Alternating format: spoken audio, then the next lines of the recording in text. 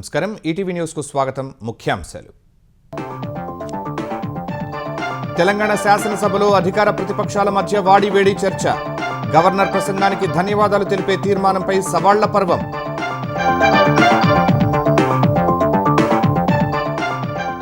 ఒక్కో కుటుంబానికి 2.5 లక్షల ప్రయోజనాలపై నిలదీసిన కేటీఆర్ అందరికీ అందిన లబ్ధిపై లెక్కలు చెబుతామని డిప్యూటీ సీఎం స్పష్టీకరణ మొయినాబాద్ ఫామ్ హౌస్ కేసులో సిట్ వేసే యోచనలో తెలంగాణ సర్కార్ అంతర్జాతీయ సంబంధాలపై దర్యాప్తు చేయాలని నిర్ణయం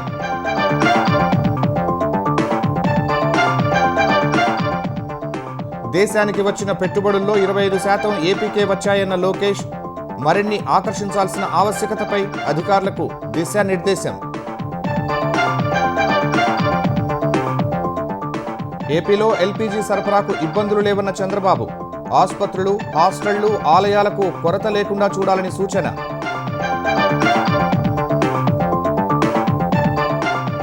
తపాలా శాఖలో చరిత్రాత్మక మార్పులు 24 గంటల్లో డెలివరీ సేవలు ప్రారంభించిన కేంద్రం 1,80,000 కోట్ల మార్కెట్ విలువే లక్ష్యం ఇరాన్పై వైమానిక దాడులు తీవ్రం చేసిన ఇజ్రాయెల్ అంతరిక్ష పరిశోధన కేంద్రంపై క్షిపణి దాడి ప్రతీకార చర్యలను ముమ్మరం చేసిన టెహరాన్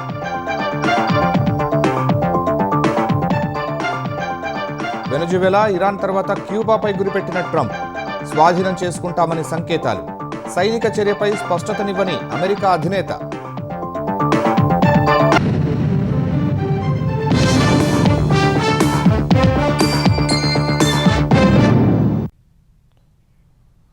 తెలంగాణ శాసనసభలో గవర్నర్ ప్రసంగానికి ధన్యవాదాలు చెప్పే తీర్మానంపై చర్చలో అధికార ప్రతిపక్షాల మధ్య వాగ్యుద్ధం చోటు చేసుకుంది. తీర్మానంపై చర్చలో పాల్గొన్న బీఆర్ఎస్ కార్యనిర్వాహక అధ్యక్షుడు కేటీఆర్ ఎన్నికల హామీల్లో ఏమి నెరవేర్చారని ధన్యవాదాలు చెప్పాలని ప్రశ్నించారు.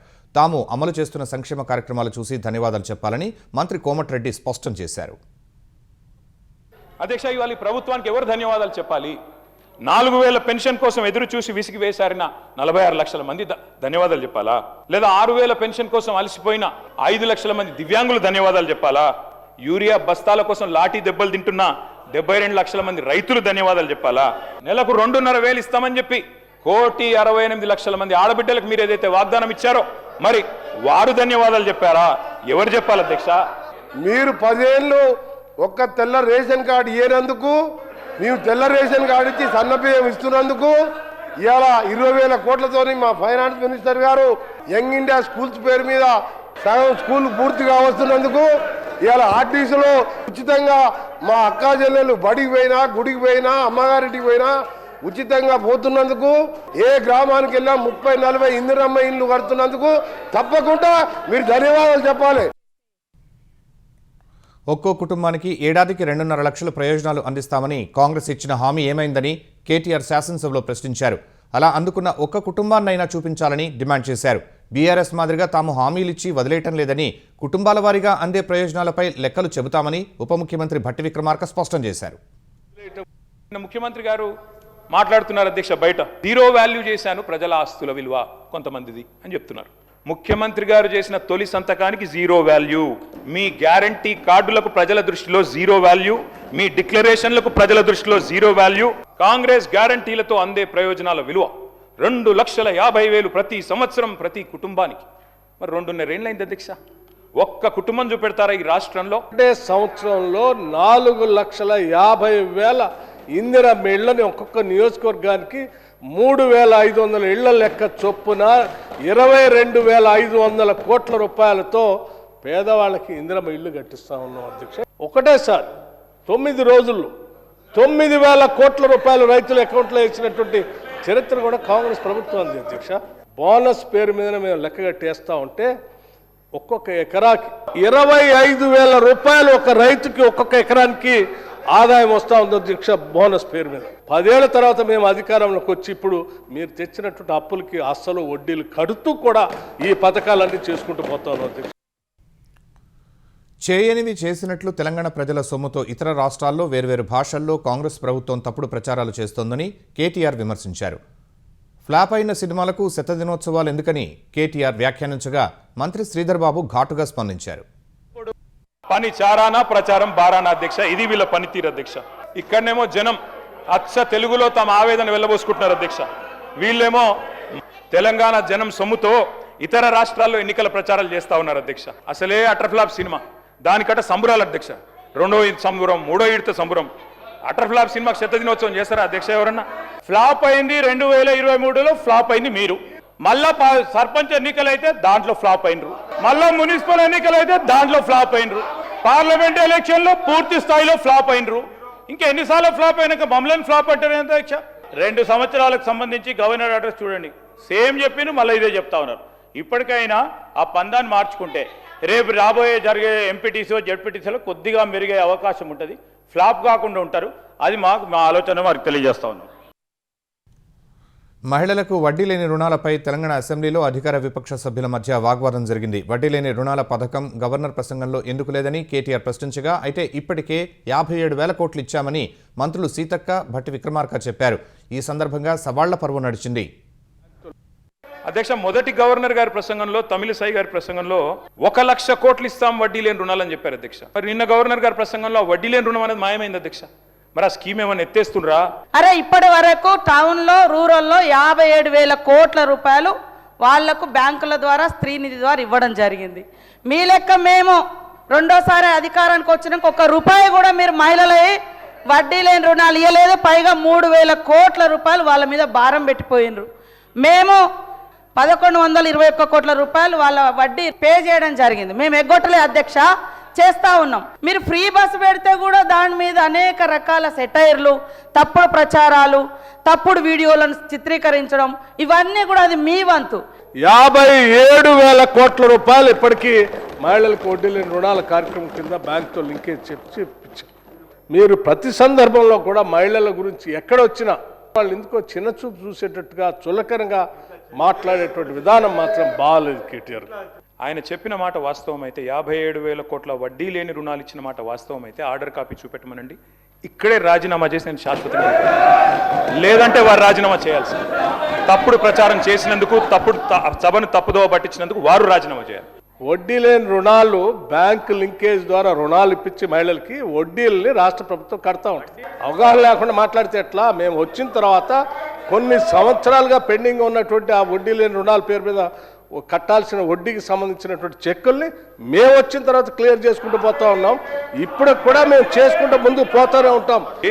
ఆర్డర్ కాపీ చూపెట్టండి, హౌస్లో పెట్టండి. నెంబర్ 1. నెంబర్ 2 అధ్యక్ష, మీరు 3,000 కోట్లయా కట్టకుండా ఎగ్గొట్టిపోయారు. అభయహస్తం డబ్బులు కూడా వాడుకున్నారు. మీరు మమ్మల్ని మీరు పోయి అడగండి ఎక్కడెక్కడ మహిళల్ని. మీ హయాంలో బాగా నడిచినాయా మహిళా సంఘాలు? మా హయాంలో బాగా నడుస్తున్నాయా? శాసనసభ నిర్వహణపై బీఏసీ నిర్ణయాలను ముఖ్యమంత్రి రేవంత్ రెడ్డి అసెంబ్లీలో ప్రవేశపెట్టారు. నేడు, రేపు గవర్నర్ ప్రసంగానికి ధన్యవాదాలు తెలిపే తీర్మానంపై చర్చ, ముఖ్యమంత్రి సమాధానం ఉంటుంది. ఈ నెల 20న బడ్జెట్ ప్రవేశపెడతారు. 23, 24 తేదీల్లో బడ్జెట్పై సాధారణ చర్చ, ఉప ముఖ్యమంత్రి సమాధానం ఉంటుంది. ఈ నెల 25 నుంచి 29 వరకు బడ్జెట్ పద్దులపై చర్చ కొనసాగుతుంది. ఈ నెల 30న ద్రవ్య వినిమయ బిల్లుపై చర్చ, ప్రభుత్వ సమాధానం ఉంటుంది. ఈ నెల 19, 21, 22, 27 తేదీల్లో అసెంబ్లీకి సెలవులుగా పేర్కొన్నారు. 29వ తేదీ ఆదివారం కూడా శాసనసభ సమావేశం ఉంటుంది. తెలంగాణలో ఫసల్ బీమా యోజన అమలు చేయాలని డిమాండ్ చేస్తూ బీజేపీ ఎమ్మెల్యేలు బషీర్బాగ్ నుంచి గన్ పార్క్ వరకు ర్యాలీ నిర్వహించారు. అసెంబ్లీ ప్రారంభానికి ముందు బషీర్బాగ్ నుంచి తోపుడు బండ్లతో వచ్చిన ఎమ్మెల్యేలను పోలీసులు అడ్డుకున్నారు. తోపుడు బండిని పోలీసులు లాక్కోవడంతో బీజేపీ సభ్యులు రైతుల విజ్ఞప్తులను నెత్తిన పెట్టుకుని గన్ పార్క్ వద్ద నిరసన చేపట్టారు. అందరికీ అన్నం పెట్టే రైతన్నలకే అన్నం లేని పరిస్థితి ఉందన్న బీజేపీ సభ్యులు రుణమాఫీ, రైతు భరోసా, పంటల బీమా పథకాన్ని అమలు చేయాలని డిమాండ్ చేశారు. అనంతరం ఎమ్మెల్యేలు, ఎమ్మెల్సీలు రైతుల వినతి పత్రాలతో అసెంబ్లీ వరకు పాదయాత్ర చేశారు.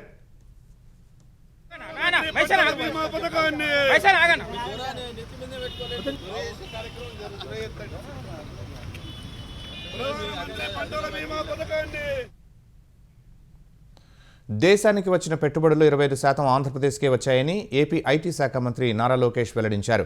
ఈ నెల 23న 2వ స్టీల్ సిటీకి శంకుస్థాపన చేస్తున్నట్టు తెలిపారు. ఇంతటితో తృప్తి పడకుండా 5 స్టీల్ సిటీలు ఎందుకు నిర్మించకూడదనే లక్ష్యంతో పనిచేయాలన్నారు. మంగళగిరి మయూరి టెక్ పార్క్లో ఆంధ్రప్రదేశ్ ఎకనామిక్ డెవలప్మెంట్ బోర్డు ఏపీఈడీబీ నూతన కార్యాలయాన్ని మంత్రి లోకేష్ ప్రారంభించారు. రాష్ట్రంలో 20 లక్షల ఉద్యోగాల కల్పనే ఏకైక లక్ష్యం కావాలని ఏపీఈడీబీ అధికారులకు సూచించారు. Google, Arcelor Mittal, TCS, Cognizant వంటి ప్రపంచ ప్రఖ్యాత సంస్థలు ఏపీని ఎంచుకున్నాయన్న ఆయన ఇప్పుడు మరింత స్పీడ్ పెంచాల్సిన అవసరం ఉందని చెప్పారు. రిలయన్స్ CBG ప్రాజెక్టు వల్ల పెద్ద ఎత్తున ఉద్యోగాలు వస్తున్నాయని తెలిపారు. ఇప్పటికే సుమారు 22 క్లస్టర్లను గుర్తించామని, వర్టికల్ ఇంటిగ్రేషన్, హారిజాంటల్ ఇంటిగ్రేషన్పై దృష్టి సారించాలని లోకేష్ సూచించారు. ఆంధ్రప్రదేశ్లోని మున్సిపాలిటీల్లో ఆస్తి పన్ను చెల్లింపుదారులకు ప్రభుత్వం శుభవార్త చెప్పింది. ఈ నెల 31 లోపు ఆస్తి పన్ను బకాయిలు చెల్లించిన వారికి వడ్డీలో 50% రాయితీ ఇస్తూ ఉత్తర్వులు జారీ చేసింది. ఇప్పటికే వడ్డీతో పన్ను చెల్లించిన వారికి తదుపరి బిల్లులో మినహాయింపు ఇస్తామని జీవోలో ప్రభుత్వం స్పష్టం చేసింది. ఈ మేరకు జీవో నెంబర్ 58ని మున్సిపల్ శాఖ ముఖ్య కార్యదర్శి సురేష్ కుమార్ విడుదల చేశారు. ఆంధ్రప్రదేశ్లో ఇమాం, మౌజన్లకు రంజాన్ వేళ ప్రభుత్వం శుభవార్త తెలిపింది. ముఖ్యమంత్రి చంద్రబాబు ఆదేశాలతో ఇమాం, మౌజన్ల గౌరవ వేతనం కోసం 45 కోట్లు విడుదల చేశారు. ఈ మొత్తంతో ఇమాంలు, మౌజన్లకు 6 నెలల బకాయిలను ఒకేసారి చెల్లించనుంది. విజయవాడ ఇఫ్తార్ విందులో నిన్న సీఎం చంద్రబాబు ఇచ్చిన హామీ మేరకు ఇమాంలు, మౌజన్లకు 6 నెలల బకాయిలు ఒకేసారి జమ చేయనున్నారు. ఈ ఉత్తర్వుల ప్రకారం 10,000 మంది ఇమాంలు, మౌజన్ల ఖాతాల్లో నగదు జమ కానుంది. ఇరాన్పై ఇజ్రాయెల్ వైమానిక దాడులతో విరుచుకుపడుతోంది. టెహ్రాన్లోని ఇరాన్ అంతరిక్ష పరిశోధన సంస్థ కార్యాలయంపై క్షిపణులతో దాడి చేసింది. ఫలితంగా భవనం నుంచి భారీగా మంటలు ఎగిసిపడుతున్నాయి. ప్రస్తుతం ఈ దృశ్యాలు సామాజిక మాధ్యమాల్లో వైరల్గా మారాయి. హమేదాన్లో సైబర్ పోలీస్ భవనాన్ని ఇజ్రాయెల్ సైన్యం ధ్వంసం చేసింది. Iran revolutionary guard corps navy ప్రధాన కార్యాలయాన్ని ధ్వంసం చేసినట్లు IDF Xలో పోస్ట్ చేసింది. సముద్ర జలాల్లో ఉగ్రవాద కార్యకలాపాలను IRGC సీనియర్ కమాండర్లు ఇక్కడి నుంచే పర్యవేక్షించేవారని IDF తన పోస్టులో పేర్కొంది. ఇరాక్, లెబనాన్, యెమెన్లోని మిలిటెంట్ సంస్థలకు సముద్ర మార్గం ద్వారా ఆయుధాలు సరఫరా చేసిందని తెలిపింది. ఆపరేషన్ ఎపిక్ ఫ్యూరీలో భాగంగా ఇరాన్లో ఇప్పటివరకు 7,000 లక్ష్యాలపై దాడులు చేపట్టామని US సెంట్రల్ కమాండ్ Xలో పోస్ట్ చేసింది. 100కు పైగా ఇరాన్ నౌకలు ధ్వంసం చేశామని తెలిపింది. ఇజ్రాయెల్, అమెరికా సంయుక్తంగా జరిపిన దాడిలో అరక్ పట్టణంలో 3 రోజుల శిశువు, 2 ఏళ్ల చిన్నారి సహా 4 మృతి చెందారని IRGC తెలిపింది. అటు దక్షిణ లెబనాన్లోని అనేక పట్టణాలపై ఇజ్రాయెల్ వైమానిక దాడులు కొనసాగిస్తోంది. ఇజ్రాయెల్ సహా మధ్యప్రాచ్యంలోని అమెరికా సైనిక స్థావరాలపై ఇరాన్ ప్రతిదాడులు చేస్తూనే ఉంది. ఇరాక్ రాజధాని బాగ్దాద్లోని అమెరికా రాయబార కార్యాలయంపై డ్రోన్, రాకెట్లతో దాడి చేసింది. 2 డ్రోన్లు ఎంబసీ ప్రాంగణంలో పడి మంటలు చెలరేగాయి. ఎంబసీలో ఉన్న రక్షణ వ్యవస్థలు డ్రోన్లను అడ్డుకోలేకపోయాయని ఇరాక్ ప్రభుత్వ అధికారులు తెలిపారు. యుద్ధం ప్రారంభమయ్యాక ఎంబసీపై జరిగిన అత్యంత తీవ్రమైన దాడి ఇదేనని చెప్పారు. అయితే ఈ దాడిలో ఆస్తి నష్టంపై అధికారులు వివరాలు వెల్లడించలేదు. బాగ్దాద్లోని జద్రియా జిల్లాలో ఓ నివాసంపై జరిగిన వైమానిక దాడిలో PMF మిలీషియా సంస్థకు చెందిన 4 మృతి చెందగా అనేక మంది గాయపడ్డారు. చమురు క్షేత్రాల దిశగా దూసుకొచ్చిన డజన్కు పైగా డ్రోన్లను అడ్డుకున్నట్టు సౌదీ అరేబియా రక్షణ శాఖ తెలిపింది. ఖతార్ రాజధాని దోహాలో పలుచోట్ల పేలుళ్ల శబ్దాలు వినిపించాయని అంతర్జాతీయ మీడియా పేర్కొంది. క్షిపణి శిథిలాలు పడి ఓ పారిశ్రామిక వాడలో స్వల్పంగా మంటలు చెలరేగాయని ఖతార్ అంతర్గత మంత్రిత్వ శాఖ పేర్కొంది. అబుదాబిలో క్షిపణి శిథిలాలు పడి పాక్ పౌరుడు మృతి చెందాడు. UAEలోని హుజైరాలో ఇంధన నిల్వ కేంద్రంపై డ్రోన్ దాడి జరిగింది. ఇజ్రాయెల్ జెరూసలంలో ప్రార్థనా మందిరంపై క్షిపణి పడింది. ఇరాన్ దాడుల్లో ఇప్పటివరకు 3,000 మందికి పైన గాయపడ్డారని ఇజ్రాయెల్ ఆరోగ్య శాఖ మంత్రి తెలిపారు. పశ్చిమాసియాలో ఉద్రిక్తతల వేళ భారత్కు చెందిన మరో LPG నౌక నందాదేవి హోర్ముజ్ జలసంధిని దాటి గుజరాత్లోని వాడినార్ పోర్టుకు చేరుకుంది. 46,500 మెట్రిక్ టన్నుల LPGని నందాదేవి నౌక తీసుకొచ్చింది. Deendayal port authority chairman Sushil Kumar Singh Nandadevi నౌకను సందర్శించి పనులను పర్యవేక్షించారు. నౌక కెప్టెన్ సిబ్బందితో ముచ్చటించారు. నిన్న శివాలిక్ నౌక 46,000 మెట్రిక్ టన్నుల LPGతో గుజరాత్లోని ముంద్రా పోర్టుకు వచ్చింది. ఈ 2 నౌకలు మోసుకొచ్చిన గ్యాస్ సుమారు 65 లక్షల గృహ వినియోగ LPG సిలిండర్లను నింపడానికి సరిపోతుంది. ఇది దేశీయ ఇంధన అవసరాలకు పెద్ద ఊరట ఇవ్వనుంది. జగ్లాడ్కి అనే మరో నౌక సుమారు 81,000 టన్నుల ముడి చమురుతో భారత్కు వస్తోంది. KYC, OTPల ద్వారా గ్యాస్ సిలిండర్లు పక్కదారి పట్టకుండా చూడాలని సీఎం చంద్రబాబు అధికారులను ఆదేశించారు. ఆంధ్రప్రదేశ్లో ఇండక్షన్ స్టవ్స్ లభ్యత పెరిగేలా చూడాలని సూచించారు. గ్యాస్ సరఫరాపై RTGSలో చంద్రబాబు సమీక్ష నిర్వహించారు. వివిధ శాఖల ఉన్నతాధికారులు, పెట్రోలియం కంపెనీల ప్రతినిధులు, గెయిల్, ONGC అధికారులు హాజరయ్యారు. ప్రస్తుతం రాష్ట్రంలో 14,000 మెట్రిక్ టన్నుల LPG గ్యాస్ నిల్వలు ఉన్నాయని అధికారులు తెలిపారు. మరికొన్ని మెట్రిక్ టన్నుల గ్యాస్ రానుందని సీఎంకు వివరించారు. ఆంధ్రప్రదేశ్లో వంట గ్యాస్ సరఫరాకు ఇబ్బందులు లేవని స్పష్టం చేశారు. ఆసుపత్రులు, హాస్టళ్లు, దేవాలయాలకు ఎలాంటి కొరత లేకుండా చర్యలు తీసుకోవాలని సీఎం ఆదేశించారు. సిటీ గ్యాస్ డిస్ట్రిబ్యూషన్ నెట్వర్క్ విస్తరించే అంశంపై దృష్టి సారించాలని సూచించారు. కేజీ బేసిన్లో ఉత్పత్తి అవుతున్న సహజ వాయువును పైపుల ద్వారా ప్రజలకు సరఫరా చేసేలా చూడాలని చంద్రబాబు స్పష్టం చేశారు.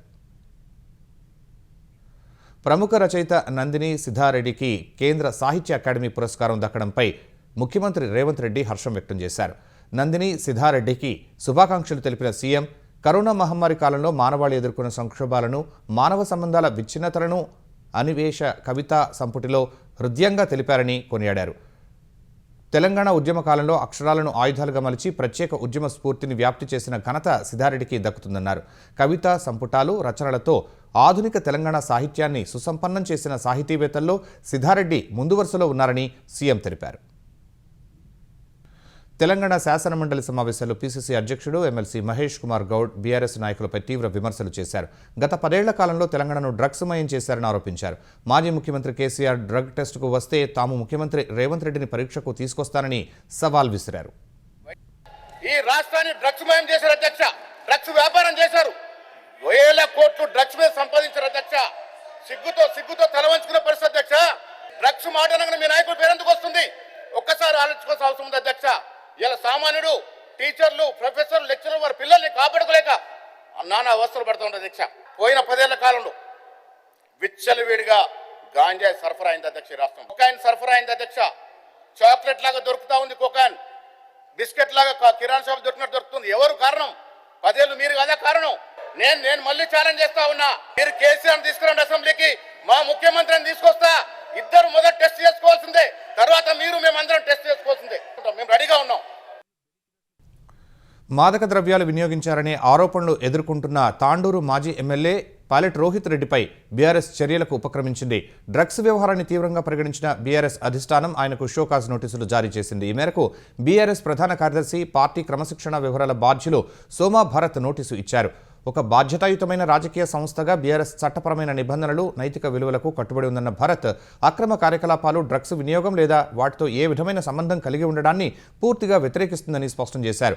రోహిత్ రెడ్డి ప్రమేయంపై వచ్చిన ఆరోపణలు పార్టీ ప్రతిష్టకు భంగం కలిగించే విధంగా ఉన్నందున ఈ అంశంపై నోటీసు అందినప్పటి నుంచి 7 రోజుల్లో వివరణ ఇవ్వాలని రోహిత్ రెడ్డిని ఆదేశించారు. గడువులోపు వివరణ ఇవ్వకుంటే పార్టీ రాజ్యాంగం నియమావళి ప్రకారం ఎలాంటి అదనపు నోటీసు లేకుండానే క్రమశిక్షణ చర్యలు తీసుకోనున్నట్లు భరత్ కుమార్ స్పష్టం చేశారు. మొయినాబాద్ ఫామ్ హౌస్ డ్రగ్స్ కేసులో మూలాలు, అంతర్జాతీయ సంబంధాలపై దర్యాప్తు చేయాలని తెలంగాణ ప్రభుత్వం నిర్ణయించింది. ఇందుకోసం చేవెళ్ల డీసీపీ యోగేష్ గౌతమ్ నేతృత్వంలో ప్రత్యేక విచారణ బృందం సిట్ను ఏర్పాటు చేయనుంది. అన్ని కోణాల్లో కేసును విచారణ చేసేందుకే సిట్ వేయాలనే నిర్ణయానికి వచ్చినట్టు తెలిసింది. ఈ నెల 14న ఫామ్ హౌస్లో నిర్వహించిన పార్టీలో డ్రగ్స్ వాడినట్లు నిర్ధారణ కావటం, విచారణకు వెళ్లిన పోలీసులపై కాల్పులు జరపడాన్ని ప్రభుత్వం తీవ్రంగా పరిగణిస్తోంది. తాండూరు మాజీ ఎమ్మెల్యే పైలట్ రోహిత్ రెడ్డి ఫామ్ హౌస్లో ఇలాంటి అసాంఘిక ఘటనలు గతంలో కూడా జరిగాయనే సమాచారం ఉన్నందున సమగ్ర విచారణ జరిపించాలనే సిట్ ఏర్పాటు చేయాలనే అభిప్రాయానికి ప్రభుత్వం వచ్చినట్టు తెలిసింది. కుటుంబ కలహాలతో గర్భవతి అయిన భార్యను భర్త హత్య చేసిన దారుణ ఘటన జగిత్యాల జిల్లాలో జరిగింది. కోరుట్ల మండలం మాదాపూర్ గ్రామానికి చెందిన వైష్ణవి, కోరుట్ల అయ్యప్ప గుట్టకు చెందిన హరిబాబు ప్రేమించుకుని 1 ఏడాది క్రితం పెళ్లి చేసుకున్నారు. వైష్ణవి ప్రస్తుతం 4 నెలల గర్భవతి. ఇద్దరి మధ్య రాత్రి గొడవ జరిగింది. తెల్లవారుజామున 4 గంటల సమయంలో భర్త హరిబాబు భార్య వైష్ణవిపై కత్తితో దాడి చేసి పరారయ్యాడు. తీవ్ర రక్తస్రావంతో వైష్ణవి ప్రాణాలు కోల్పోయింది. ఉదయం కుటుంబ సభ్యులు వచ్చి చూసేసరికి విగత జీవిగా పడి ఉంది. రక్తపు మడుగులో పడి ఉన్న కుమార్తె మృతదేహాన్ని చూసి ఆమె తల్లిదండ్రులు, కుటుంబ సభ్యులు కన్నీరు మున్నీరయ్యారు. సమాచారం అందుకున్న పోలీసులు కేసు నమోదు చేసి విచారణ చేపట్టారు. చిత్తూరు జిల్లా పలమనేరు మండలం గంగవరంలో ఒక వ్యక్తి 3 గంటల పాటు పోలీసులకు చెమటలు పట్టించాడు. గత 2 రోజులుగా సదరు వ్యక్తి గంగవరం పరిసర గ్రామాల్లో తిరుగుతూ ప్రజలను భయభ్రాంతులకు గురిచేస్తున్నాడు. స్థానికులు ఇచ్చిన సమాచారంతో బెంగళూరు జాతీయ రహదారిపై ఉన్న అతడిని పోలీసులు అదుపులోకి తీసుకునే ప్రయత్నం చేశారు. అయితే అతడు ఒక్కసారిగా పోలీసులు తీసుకొచ్చిన వాహనం నడుపుతూ వీరంగం సృష్టించాడు. గంగవరం ఫ్లైఓవర్ వద్ద కారును ఢీకొట్టగా పలువురికి గాయాలయ్యాయి. తర్వాత పోలీసు వాహనం వదిలేసి గంగవరం దగ్గర ఉన్న చెరువులో దూకేశాడు. పోలీసులు అగ్నిమాపక సిబ్బందికి సమాచారం ఇచ్చి ఉన్మాదిని అదుపులోకి తీసుకున్నారు. అతడి మతి స్థిమితం లేదని భావిస్తున్నారు. అనకాపల్లి జిల్లా నక్కపల్లిలో ఆర్సెలర్ మిట్టల్ ఉక్కు పరిశ్రమ భూమి పూజకు ఏర్పాట్లు ముమ్మరంగా సాగుతున్నాయి. ఈ నెల 23న నిర్వహించే భూమి పూజకు జరుగుతున్న ఏర్పాట్లను ఇవాళ కలెక్టర్ విజయ్ కృష్ణతో కలిసి ఏపీ హోంమంత్రి వంగలపూడి అనిత పరిశీలించారు. ఈ కార్యక్రమానికి CM Chandrababu, deputy CM Pawan Kalyan, మంత్రి లోకేష్ హాజరు కానున్నట్లు తెలిపారు. విద్యార్థులు, మహిళలు, నాయకులు కలిపి సుమారు 1,00,000 మంది సభకు వచ్చే అవకాశం ఉందని హోంమంత్రి చెప్పారు. అందుకు అనుగుణంగా సభా వేదిక సిద్ధం చేసి పార్కింగ్ స్థలాలను ఏర్పాటు చేయాలని ఆమె అధికారులను ఆదేశించారు. దేశ పోస్టల్ సేవలో చరిత్రాత్మక మార్పులు తెస్తున్నట్టు కేంద్ర కమ్యూనికేషన్ల శాఖ సహాయ మంత్రి పెమ్మసాని చంద్రశేఖర్ చెప్పారు. ఈ మేరకు 24 గంటల్లో పోస్ట్ డెలివరీ సేవలను ఆయన ఢిల్లీలో ప్రారంభించారు. డాక్యుమెంట్స్, పార్సల్స్కు ఫాస్ట్ డెలివరీ చేసే ఈ సేవలతో తపాలా శాఖ ప్రజలకు చేరువ కానుందని పెమ్మసాని తెలిపారు. ఇప్పటికే అందుబాటులో ఉన్న 48 గంటల స్పీడ్ పోస్ట్ సేవలు అందుబాటులో ఉండగా దేశంలో 30 కోట్ల మంది ఈ-కామర్స్ వినియోగదారులకు తపాలా సేవలు అందుబాటులోకి తెస్తున్నట్టు వివరించారు. ప్రస్తుతం పార్సల్ మార్కెట్ విలువ 90,000 కోట్ల రూపాయలుండగా వచ్చే 6 ఏళ్లలో 180,000 కోట్లకు చేరుతుందని అంచనాలున్నాయని, ఇది దృష్టిలో పెట్టుకునే 24 గంటల్లో పోస్ట్ డెలివరీ సేవలు అందుబాటులోకి తెస్తున్నట్టు మంత్రి వివరించారు. ఇదే సమయంలో ప్రైవేటు కొరియర్లతో పోలిస్తే తపాలాలో తక్కువ ధరలు ఉన్నట్టు పెమ్మసాని తెలిపారు. ఆఫ్ఘన్లోని ఆసుపత్రిపై పాకిస్తాన్ వైమానిక దాడులను భారత్ తీవ్రంగా ఖండించింది. సైనిక స్థావరంగా ఏమాత్రం సమర్థించుకోలేని ఆసుపత్రిపై దాడి చేసి పెద్ద సంఖ్యలో పౌరుల ప్రాణాలను బలిగొనడం అత్యంత పిరికి పంద అమానవీయ చర్య అని మండిపడింది. ఈ మారణ హోమాన్ని సైనిక ఆపరేషన్గా చెప్పుకునేందుకు పాకిస్తాన్ యత్నిస్తోందని భారత విదేశాంగ శాఖ విమర్శించింది. ఈ హేయమైన చర్య ప్రాంతీయ శాంతి భద్రతలకు ప్రత్యక్ష ముప్పు అని పేర్కొంది. అంతర్గత వైఫల్యాలను కప్పిపుచ్చుకునేందుకు సరిహద్దు వెలుపల హింసకు పాల్పడటం పాక్ బరితెగింపు ధోరణికి అద్దం పట్టిందని ధ్వజమెత్తింది. ఆసుపత్రిని ఉద్దేశపూర్వకంగా లక్ష్యం చేసుకోవడాన్ని ఏ మతం, ఏ చట్టం, ఏ నైతికత సమర్థించలేదని స్పష్టం చేసింది. పాక్ను అంతర్జాతీయ సమాజం జవాబుదారీగా చేయాలని, ఆఫ్ఘాన్ పౌరులపై ఉద్దేశపూర్వకంగా జరుగుతున్న దాడులను తక్షణమే అడ్డుకోవాలని భారత్ పిలుపునిచ్చింది. ఈ విషాద సమయంలో ఆఫ్ఘన్లకు అండగా ఉంటామని స్పష్టం చేసింది.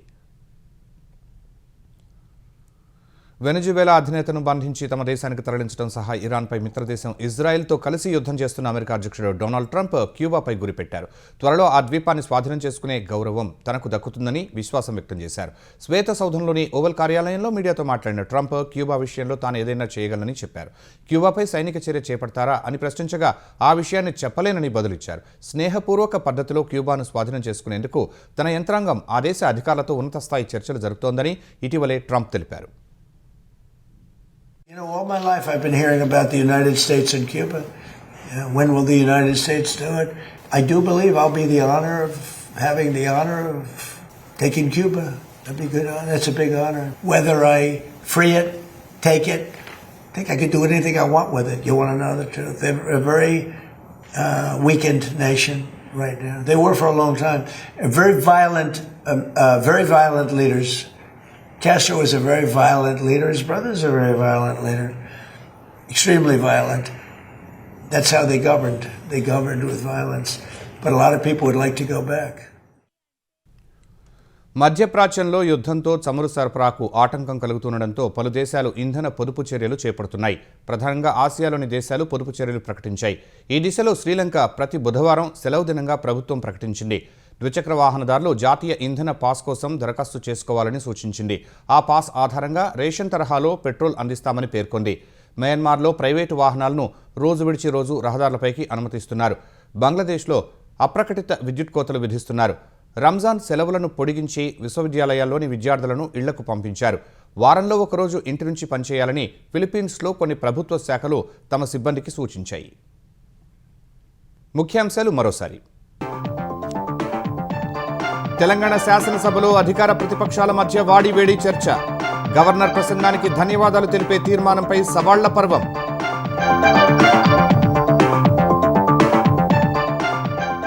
ఒక్కో కుటుంబానికి 2.5 లక్షల ప్రయోజనాలపై నిలదీసిన కేటీఆర్. అందరికీ అందిన లబ్ధిపై లెక్కలు చెబుతామని డిప్యూటీ సీఎం స్పష్టీకరణ. మొయినాబాద్ ఫామ్ హౌస్ కేసులో సిట్ వేసే యోచనలో తెలంగాణ సర్కార్. అంతర్జాతీయ సంబంధాలపై దర్యాప్తు చేయాలని నిర్ణయం.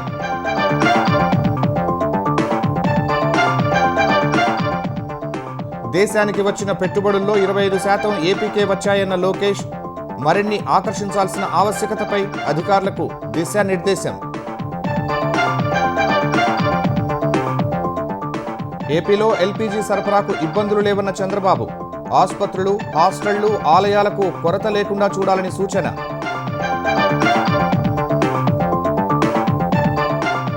తపాలా శాఖలో చరిత్రాత్మక మార్పులు. 24 గంటల్లో డెలివరీ సేవలు ప్రారంభించిన కేంద్రం. 180,000 కోట్ల మార్కెట్ విలువే లక్ష్యం. ఇరాన్పై వైమానిక దాడులు తీవ్రం చేసిన ఇజ్రాయెల్. అంతరిక్ష పరిశోధన కేంద్రంపై క్షిపణి దాడి. ప్రతీకార చర్యలను ముమ్మరం చేసిన టెహరాన్.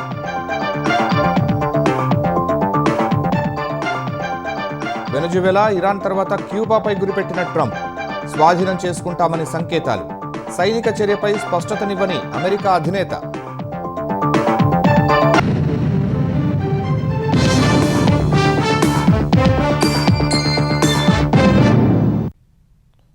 ఈటీవీ న్యూస్ సమాప్తం. నమస్కారం.